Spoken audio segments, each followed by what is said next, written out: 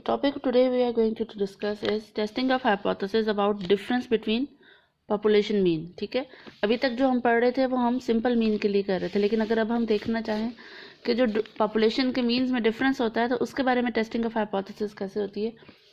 तो बेटा याद रखिएगा, हम पहले क्या करते थे, mu one minus mu not is equal to क्या हो जाएगा, डेल्टा नॉट। जो हम ये कर रहे थे ना, mu is equal to mu naught, ये पहले हमारा एज्यूम्ड वैल्यू होती थी जो पॉपुलेशन के बारे में हमारी गिवन होती थी, और ये पॉपुलेशन मीन होता था एक ओरिजिनल में। अब हमारे पास क्या है, mu one minus mu not, it is equal to basically mu one not minus mu two not और delta not, the difference between two population means. इसका ऑल्टरनेटिव क्या होगा, H A is equal to mu one minus mu two does not equal to delta not. एक दूसरी condition क्या होगी हमारे पास, mu one minus mu two is less than delta not, और उसका ऑल्टरनेटिव क्या होगा, mu one minus mu two is greater than delta not. Number third condition क्या है, H not is equal to mu one minus mu two greater than delta not, and H A या alternative is equal to mu one minus mu two is less than delta not. Number two step क्या है हमारे पास, use of alpha, alpha can be 0.01, 0.05 और 0.10। Number third step test statistics. Test statistics हमारे पास Z ही लगेगा normal के cases में या नॉन नॉर्मल केसेस में भी, जब हमारे पास पॉपुलेशन के से जो सैंपल लिए गए हैं, सैंपल्स के साइज एक्सट्रीमली लार्ज होंगे।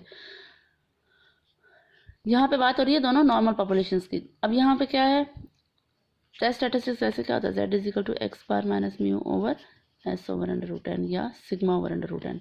यहाँ पे अब हम डिफरेंस ले रहे हैं, तो जैसे हमने क्रिटिकल रीजन के लिए डिफरेंस में क्या किया था, x one minus x bar one minus x bar two minus यहाँ आना चाहिए mu one not minus mu two naught, हम उसकी जगह delta naught, delta is the difference between two values, over sigma one over n one plus sigma two over n two का under root. ये variance है। अगर हमें ये standard deviation की फॉर्म में दिया जाएगा तो ये याद रखिएगा सिर्फ नीचे वाली वैल्यूज पे अंडर रूट आएगा। ये है difference between population mean when population variances are known. When population variances are unknown तो हम उस कंडीशन में क्या करेंगे, सैंपल एस्टिमेट से इसको रिप्लेस कर देंगे।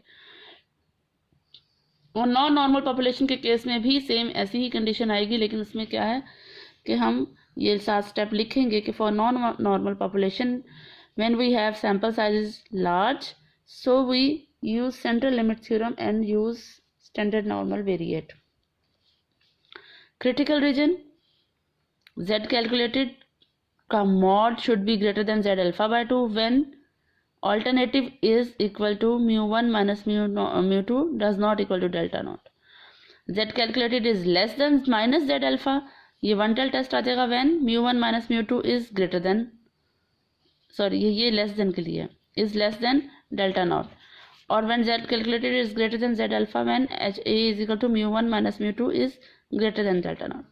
Number 5th step calculation, and then number 6 पे क्या होगा कि अगर हमारी z कैलकुलेटेड की वैल्यू फॉल कर रही है क्रिटिकल रीजन में तो हम क्या कर देंगे, reject h naught otherwise accept. ठीक है,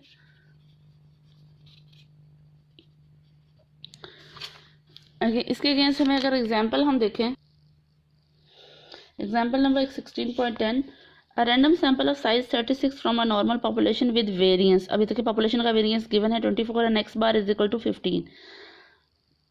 A second sample of size 28 with from another population। अब यहाँ पे एक another population की बात हो रही है। बाज़ क्वेश्चन में याद रखिएगा सेम पॉपुलेशन से ही 2 सैंपल्स लिए जाएंगे तो उनका सिग्मा सेम होगा, लेकिन यहाँ पे 2 पॉपुलेशंस की बात हो रही है तो दोनों के अलग-अलग वेरिएंसेस भी गिवन है और उनका सैंपल साइज भी अलग-अलग। ठीक, म्यू वन इज, तो हमारे पास उसने क्या कहा है, एक्स बार 2 क्या है 13, और हमारे पास जो ये एच नॉट उसने गिवन दिया हुआ है वो that is equal to mu one minus mu two is equal to 0।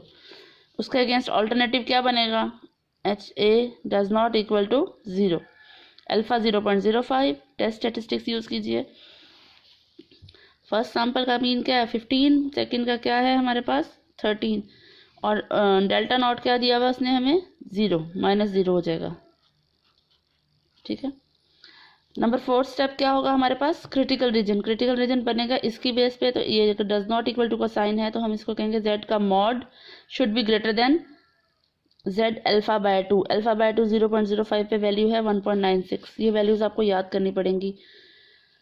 Computation का स्टेप आ गया 15 - 13, ओवर, पहला वेरिएंस क्या है 24 over 36 sample size, second variance है 80 ओवर सेकंड सैम्पल साइज क्या है हमारे पास 28। 2 माइनस 0 क्या हो जाएगा 2, हमारे पास ये कैलकुलेटेड वैल्यू आ गई है 1.06। अब ये देखें 1.06 जो calculated value that is not greater than 1.96, तो हम कहेंगे कि हमारी calculated value does not fall in the critical region या it falls in the acceptance region, so we accept H0, जहाँ हम we do not reject H0। ठीक है, नेक्स्ट एग्जाम्पल को अगर आप देखें तो मैंने भी आपको जैसे बताया था कि बाज़ कंडीशंस हमारे पास ऐसी आ जाती हैं कि हमारे पास सेम पॉपुलेशन था। यहाँ पर उसने कहा 2 samples of size A and B detail below were taken from the normal population with standard deviation 0.8। ठीक है, पॉपुलेशन का सेम स्टैंडर्ड डेविएशन है।